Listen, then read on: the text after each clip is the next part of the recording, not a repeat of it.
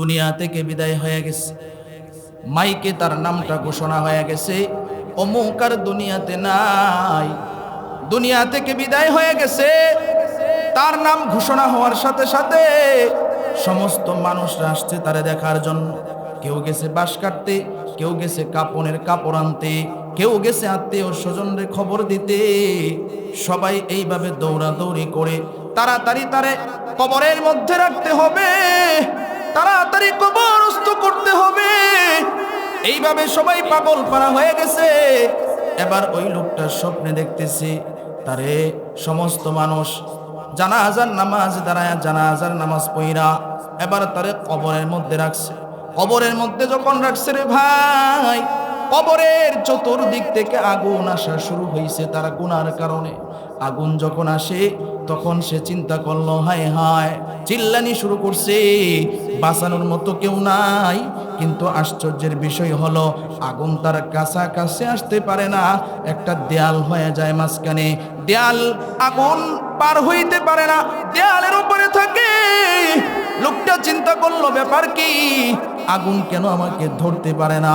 এবার লোকটা চিৎকার দিয়ে বলতেছে, কি ব্যাপার, চতুর্দিকে আগুন জ্বলে কিন্তু আগুন কেন আমারে গ্রাস করতে পারে না, ধরতে পারে না।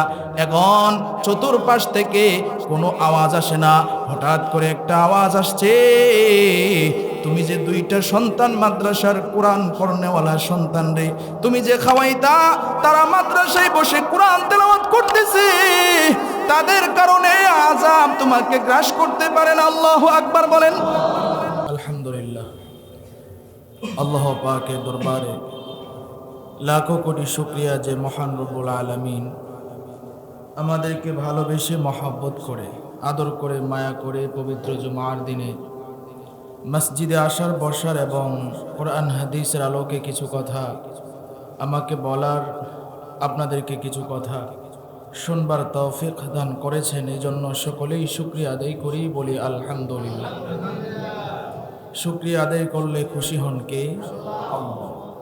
আজকে আমাদের মতো কত মানুষ এই টাইমে এই সময়ে চুরি করতেছে, জিনা করতেছে, ব্যভিচারে লিপ্ত আছে না নেই? আমাদের মতো কত মানুষ রাস্তাঘাটে ঘোরাফেরা করতেছে, আমাদের মতো কত মানুষ হসপিটালের বেডের মধ্যে শুয়ে আছে, আমাদের মতো কত মানুষ আজকে দুনিয়া থেকেও বিদায় হয়ে গেছে। কথা ঠিক না বেঠিক? আল্লাহ রাব্বুল আলামিন আমাদেরকে মায়া দয়া করে আল্লাহর ঘর মসজিদে আনছেন, এই জন্য আবারও শুকরিয়া আদায় করি, বলি আলহামদুলিল্লাহ। মুহতারাম হাজিরিন, যেই মাস চলতেছে বড় দামি মাস, এই মাসে আল্লাহকে পাওয়া সহজ, এই মাসকে আল্লাহ তাআলা সম্মানিত করেছেন। রাসূল সাল্লাল্লাহু আলাইহি ওয়াসাল্লাম রজব মাস আসলেই, আপনাদেরকে আগেই বলছি যে রাসূল সাল্লাল্লাহু আলাইহি ওয়াসাল্লাম দোয়া শুরু করে দিতেন, আল্লাহুম্মা বারিক লানা ফি রজব ওয়া শাবান ওয়া বাল্লিগনা রমাদান। আল্লাহর কাছে রমজান পর্যন্ত বাঁচার হায়াত চাইতেন। তাহলে আমরা এখানে যারা আছি বেশি বেশি ইবাদত বন্দেগীর মাধ্যমে আমরা আল্লাহকে রাজি খুশি করার চেষ্টা করব, এটাই আমাদের কাজ। কারণ আমরা এখানে অনেকেই আছি, চাকরি করি, শ্রমিকের কাজ করি, কৃষি কাজ করি, অথবা ব্যবসা বাণিজ্য করি। দেখেন, আমরা যারা চাকরি করি আমাদের একটা মাথার মধ্যে এরকম থাকে যে আমাদের যে বস আছে, মালিক আছে, সেই মালিককে আমার কাজের মাধ্যমে কিভাবে খুশি করা যায়। কথা ঠিক না বেঠিক? আমরা যারা ব্যবসা করি, আমাদের যারা ক্রেতা থাকে, কাস্টমার থাকে, তাদের কাছে কিভাবে কথা বললে, কিভাবে আচার আচরণ করলে তারা খুশি থাকে, আমার ব্যবসাটা ভালো হবে, সেই চিন্তা ভাবনা করি। আমাদের প্রত্যেকটা সেক্টরেই আমরা চেষ্টা করি আমরা যাদের সাথে ব্যবসা বাণিজ্য কিংবা মেলামেশা থাকে তাদেরকে কিভাবে খুশি রাখা যায়। আমরা যদি একটু চিন্তা করি যে আমরা এখানে যারা আছি, যে আমাদেরকে তো বানাইছেন একজন মালিক, তিনার নাম কি? আরো জোরে বলেন। আমাদের সৃষ্টিকর্তার নাম কি? আল্লাহ। তাহলে যে আল্লাহ আমাদেরকে বানাইছেন সেই আল্লাহকেও তো আমাদের খুশি করার চেষ্টা করার দরকার। কথা ঠিক কিনা বলেন? কারণ আল্লাহকে কেন খুশি করব? আল্লাহ ছাড়া আমাদের কোনো গতি নেই, আল্লাহ ছাড়া আমাদের কোনো গতি নাই। রবেই হচ্ছে আমাদের একমাত্র আপন। আর পৃথিবীর মধ্যে এবং আখিরাতের মধ্যে আপন বলতে আর কেউ নেই। যারা আছে তারা সাময়িক। আল্লাহ তাআলা সাময়িকের জন্য আমাদের চলাফেরা উঠা বসার জন্য দিয়েছেন, কিন্তু আসল মালিক যিনি, আসল আপন যিনি আমাদের, তিনি হলেন আমাদের আল্লাহ। এই জন্য আল্লাহকে খুশি করার মাধ্যম আমাদেরকে খুঁজতে হবে। এই মাসটা তো দামি মাস, এই জন্য এই মাসে আল্লাহকে খুশি করার চেষ্টা করা। আল্লাহ কোরআনে বলছেন সূরা মুলকের মধ্যে, আল্লাযী খালাকাল মাউতা ওয়াল হায়াতা লিয়াবলুয়াকুম আইয়ুকুম আহসানু আমালা। আল্লাহ রাব্বুল আলামিন বলেন, আল্লাযী খালাকাল মাউতা ওয়াল হায়াতা লিয়াবলুয়াকুম। আল্লাহ বলেন, আমি আল্লাহ মানুষদেরকে হায়াত নামক দৌলত দিয়েছি, এবং মাঝখানে হায়াত দেওয়ার পরে আমি আল্লাহ পরীক্ষা করব, লিয়াবলুয়াকুম আইয়ুকুম আহসানু আমালা। তখন আমি আল্লাহ হায়াত শেষ হয়ে গেলে আমি আল্লাহ তাদেরকে মওত দিয়া দিব, বিদায় করে নিয়ে যাব। লিয়াবলুয়াকুম আইয়ুকুম আহসানু আমালা। এই যে হায়াতের জিন্দিগিটা সে কাটাইলো, এই জিন্দিগির মধ্যে সে আহসানু আমালা, তার আমলটা কতটুকু ভালো ছিল, কতটুকু মন্দ ছিল। আমি আল্লাহর পরীক্ষাটা এটাই হবে, যারা আল্লাহর পরীক্ষায় হবে পাস, তারা পাবে জান্নাত, আর যারা ফেল হবে তাদের ঠিকানা হবে জাহান্নাম। আল্লাহু আকবার। যারা আল্লাহর পরীক্ষায় পাস তাদের ঠিকানা হবে জান্নাত, যাদের পরীক্ষায় পাস করতে পারবে না তারা ঠিকানা হবে জাহান্নাম। এই জন্য এই রজব মাসটা বড় দামি মাস। আল্লাহকে যদি আমরা রাজি খুশি করতে পারি, তাহলে আল্লাহ রাব্বুল আলামিন এই রজব মাস যেহেতু সম্মানিত করেছেন, আল্লাহর কাছে বেশি বেশি দোয়া করব, আল্লাহ আমাদেরকে আল্লাহ আপনি খুশি হয়ে যান আমাদের উপরে, আমাদেরকে আপনার খাঁটি গোলাম বানায় নেন। এইভাবে আল্লাহর কাছে যখন আমরা চাইব, আল্লাহ তাআলা তো বান্দারে অনেক ভালোবাসে, আল্লাহ বান্দার কথাকে ফিরাইয়া দিতে পারে না। সুবহানাল্লাহ। আল্লাহ রাব্বুল আলামিন বান্দারে বড় ভালোবাসে। এই জন্যই তো আল্লাহ সুযোগ দিছে, উসিলা দিছে, সিস্টেম রাখছে যে বান্দা যেন সহজে মুক্তি পায়। সুবহানাল্লাহ বলেন। আল্লাহ উসিলা রাখছে, আল্লাহ তাআলা বান্দার জন্য সহজতা করছে। আচ্ছা দেখেন তো একটু চিন্তা ভাবনা করে, আমরা এখানে যারা আছি, আমাদের 24 ঘন্টা সময়, রাত দিন মিলায়া কত ঘন্টা সময়? 24 ঘন্টা সময়। আমরা যদি 5 ওয়াক্ত নামাজের হিসাব মিলাই, ফজর, জোহর, আসর, মাগরিব, ঈশা, এই 5 ওয়াক্ত নামাজের 5 বেলাই তো ফরজ। কথা ঠিক কিনা বলেন? এই 5 ওয়াক্ত নামাজ আমরা যদি 10 মিনিট কইরাও ধরি তাহলে 50 মিনিট সময়। আরো যদি আমরা আরো 10 মিনিট মিলাই যোগ করি তাহলে 60 মিনিট। 24 ঘন্টা সময়ের মধ্যে যদি আমরা 1 ঘন্টা আল্লাহর জন্য দিতে না পারি, তাহলে আমাদের মতো কপাল পোড়া আর কে হতে পারে? কথা ঠিক কিনা বলেন? আমাদের মতো কপাল পোড়া আর কে হতে পারে যে আমরা 24 ঘন্টা সময় আল্লাহর থেকে নিলাম, আল্লাহর থেকে পাইলাম, সেখানে 1 ঘন্টা সময় আমরা আল্লাহর জন্য ব্যয় করতে পারবো না? তো আমাদের মতো নিমুখ হারাম তো আর পৃথিবীর মধ্যে কেউ হইতে পারে না। কথা ঠিক কিনা বলেন? আল্লাহ নিজেই এটা বলছেন, কাইফা তাকফুরুনা বিল্লাহ। বান্দা কিভাবে তোমরা আমি আল্লাহর সাথে কুফরি করো? কাইফা তাকফুরুনা বিল্লাহ ওয়া কুনতুম আমওয়াতান ফাহইয়াকুম। তোমাদের কোনো অস্তিত্ব ছিল না, তোমরা ছিলে মৃত, আমি আল্লাহ তোমাদেরকে জীবিত করছি। সুম্মা ইউহয়িকুম সুম্মা ইলাইহি তুরজাউন। আবার আমি আল্লাহ তোমাদেরকে জীবিত থেকে মৃত বানায়া দিব, আমি আল্লাহর কাছে তোমাদেরকে ফিরতে হবে। মনে রাখবা বান্দা, যেদিন আমার কাছে ফিরবা তখন তোমাদের হিসাব ক্লিয়ার করতে হবে। কথা ঠিক কিনা বলেন? তখন তোমাদের হিসাব আমি আল্লাহর কাছে ক্লিয়ার করতে হবে। ওয়া আম্মা মান খাফা মাকামা রাব্বিহি ওয়া নাহান নাফসা আনিল হাওয়া। আল্লাহ বলে বান্দা ওই দিনের ভয় তোমার অন্তরের ভিতরে ঢুকাও। ওয়া আম্মা মান খাফা মাকামা রাব্বিহি, যেদিন আমি আল্লাহর সামনে তোমরা দাঁড়াইবা, মাকামা রাব্বিহি আমি রবের সামনে তোমরা দাঁড়াইবা, সেই দিনের ভয় তোমার অন্তরের ভিতরে ঢুকাইয়া নামাজ বাদ দিও না, রোজা বাদ দিও না, আমি আল্লাহর হুকুম আহকামগুলো বাদ দিও না, পর্দা পশিদাই চলবা, আল্লাহর কোনো এমন কাজ করবা না যে কারণে আল্লাহ নারাজ হয়। কারণ হাসরের ময়দানে আল্লাহর সামনে দাঁড়ায়া কিন্তু জবাব দিতে হবে, কথা ঠিক কিনা? এই জন্য আল্লাহ বলছেন আল্লাযী খালাকাল মাউতা ওয়াল হায়াতা লিয়াবলুয়াকুম আইয়ুকুম আহসানু আমালা। চিৎকার দিয়ে বলেন আল্লাহু আকবার। আল্লাহ আমাদেরকে যাচাই বাছাই করবেন কার আমলটা ভালো আর কার আমলটা মন্দ, কথা ঠিক কিনা বলেন? এই যে সামনে নির্বাচন, 12ই ফেব্রুয়ারি তফসিল ঘোষণা করা হয়েছে।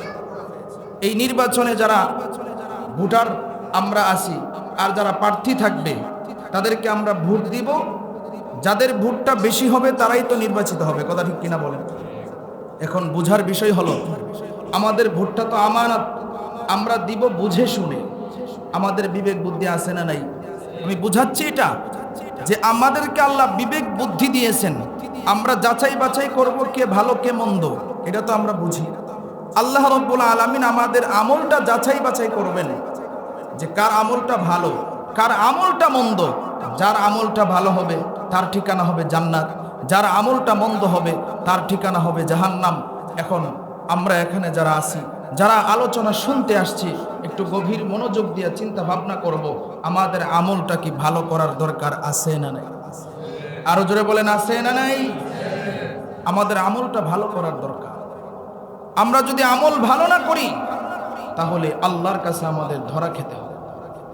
জীবনে বহুত মানুষ দেখছি যারা সব পাইছে কিন্তু আল্লাহকে পায় নাই, কিছুই পায় নাই। আর অনেক মানুষ আছে যারা কিছুই পাইছে না কিন্তু আল্লাহকে পাইছে, তারাই জীবনে সফল কাম। আর যারা সব পাইছে আল্লাহরে পায় নাই, তাদের জীবন সফল কাম না, তারা সাকসেসফুল না, কামিয়াবি না। আল্লাহর কাছে এই নিমক হারামির জবাব দিতে হবে, কথা ঠিক কিনা বলেন? আমরা যারা এখানে আছি আমরা অনেকেই আছি অভাবগ্রস্ত, হয়তোবা আমাদের যা প্রয়োজনীয় জিনিসপত্র দরকার আমরা এগুলা হয়তোবা যোগাইতে পারি না, কিন্তু আমরা যদি রবকে খুশি করতে পারি, রবকে যদি ভালোবাসতে পারি, তাহলে রব যদি আমাদের উপরে খুশি হয়ে যায়, সাময়িক যদি কষ্টও হয় এরপরেও এটা কষ্ট না, মরতে দেরি হবে আর আল্লাহর জান্নাতে যাইতে দেরি হবে না। সুবহানাল্লাহ, আল্লাহর জান্নাতে যাইতে দেরি হবে না। কোনো একটা ভালো কাজ যদি বান্দা করে জান্নাত পেয়ে যাইতে পারে। যেমন আমার কিছুদিন আগে প্রোগ্রাম ছিল আটপাড়া থানা, মদন থানার আগের থানা আটপাড়া। আমরা চিনি বিএনপির একজন বড় দায়িত্বশীল ছিলেন বাবর সাহেব, ওনার আগের যে থানা আটপাড়া, ওই জায়গায় আমি বলছিলাম একটা মাদ্রাসার মাহফিলে যে এক লোক তার বাড়িতে 2টা সন্তান মাদ্রাসায় পড়তো, রোজিং রাখে না, জাগির রাখে। এখন তো এইগুলা প্রথা তেমন নাই, কিন্তু আগে ছিল। 2টা ছোট বাচ্চা মাদ্রাসায় পড়ে আর ওই লোকের বাসায় খায়। তো লোকটা ছিল একটু মোটা সোটা, একটু মোটা। তখন ছোট মানুষ, মাদ্রাসায় যে সমস্ত বাচ্চারা পড়ে 7-8 বছরের বাচ্চা, তাদের কি আর এত জ্ঞান বুদ্ধি আছে? ছোট মানুষ। একদিন সে খাবার আনতে দেরি করছে। খাবার আনতে যখন দেরি করছে, 2 ভাই একজন আরেকজনরে কয়, কিরে এই মোটা মগাটা তো আজকে আমাদের খাবার নিয়ে আসেনি। কি বলছে? মোটা মগাটা আজকে আমাদের খাবার নিয়ে আসেনি। সবাই খাবার খেয়ে ফেলছে, 2 ভাই বসে রয়েছে। এখন ওই লোক তো খাবার নিয়ে গেছে। তো বিশেষ করে দেখবেন গ্রাম অঞ্চলের মাদ্রাসাগুলো তেমন বেশি এত উন্নত না, বিল্ডিং না, টিনের থাকে। তো বাচ্চারা যখন কথা বলতেছে, ওই লোকও ইতিমধ্যে হাজির, আয়সা শুনতেছে যে তার নামে বলতেছে যে মোটা যে মগাটা আছে এটা তো খাবার নিয়ে আসে নাই। আপনারা এখানে যারা আছেন, আচ্ছা বলেন তো, আমি 2টা বাচ্চারে খাওয়াইতেছি মাদ্রাসার, তারা যদি আমার ব্যাপারে বলে আমি মোটা মগা, তাহলে আমার কষ্ট লাগবে কি লাগবে না? আরো জোরে বলেন, লাগবে কি লাগবে না? কিন্তু তারা তো অবুঝ, তাদের তো বুঝ নাই। এখন ওই লোকটা সে রাগ কইরা চলে গেছে যে তোদেরকে আমি খাওয়াই আর তোরা আমারে মোটা মগা কস, আজকে তোদেরকে খাবারই দিব। দেখা করে নাই, কিচ্ছু করে নাই, বাড়িতে চলে গেছে। চিন্তা করেন ভালো আমলের কি দাম, এটা বোঝানোর জন্য চেষ্টা করতেছি, একটু মনোযোগ দিয়ে শুনেন। মোটা মগা বলছে, সে রাগ করে চলে গেছে।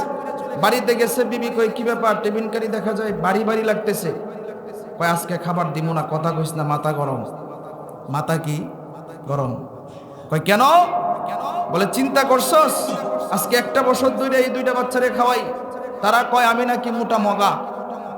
এই কথা বলছে, আচ্ছা ছোট পোলাপান, মাদের মন তো একটু নরম, কথা ঠিক কিনা বলেন?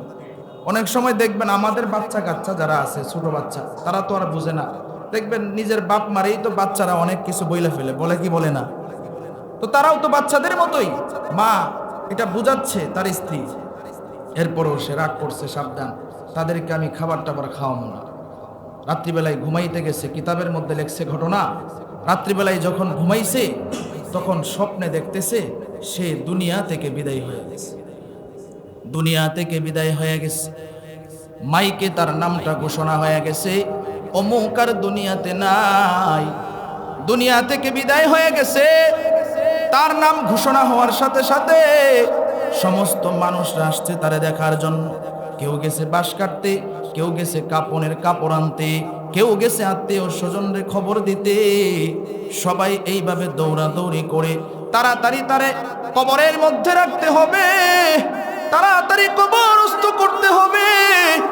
এইভাবে সবাই পাগল পারা হয়ে গেছে। এবার ওই লোকটার স্বপ্নে দেখতেছে তারে সমস্ত মানুষ জানাজার নামাজ দাঁড়ায়, জানাজার নামাজ পইরা এবার তারে কবরের মধ্যে রাখছে। কবরের মধ্যে যখন রাখছে রে ভাই, কবরের চতুর্দিক থেকে আগুন আসা শুরু হয়েছে তার গুনার কারণে। আগুন যখন আসে তখন সে চিন্তা করলো, হায় হায়, চিল্লানি শুরু করছে, বাঁচানোর মতো কেউ নাই। কিন্তু আশ্চর্যের বিষয় হলো আগুন তার কাছাকাছি আসতে পারে না, একটা দেয়াল হয়ে যায় মাঝখানে।